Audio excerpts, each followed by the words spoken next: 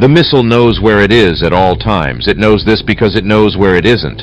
But that doesn't mean the missile looks on itself in despair. A missile must travel ludicrous distances to reach its target, the target often being miles away, a speck, a dream. Its chances of hitting its target is slim at most, especially if it's outdated, unprepared, and has rotted in storage for years. And the target is moving at such speeds it's inconceivable to the human mind. But despite all this, the missile doesn't tell itself it doesn't know where it is.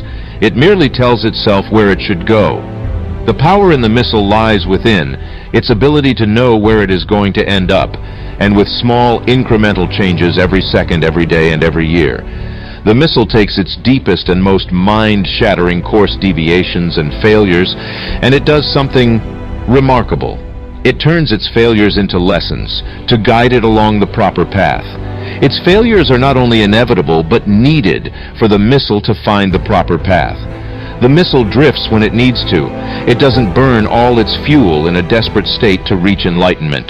The missile knows its destination, but aims to conserve fuel until the proper time comes, when it will strike and fulfill its purpose.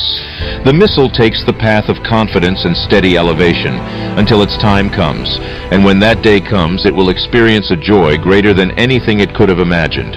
The missile will take joy that it roared against the dying of the light and refused to go quietly into that good night. But it all began with the missile's first step.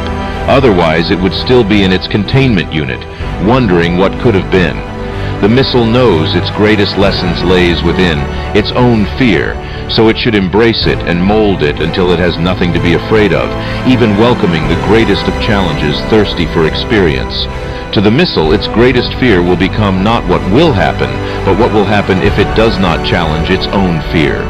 None of it would even be possible without a goal, a predetermined destination, a hardwired machine-coded instruction deep within the cold roots of the missile guidance system.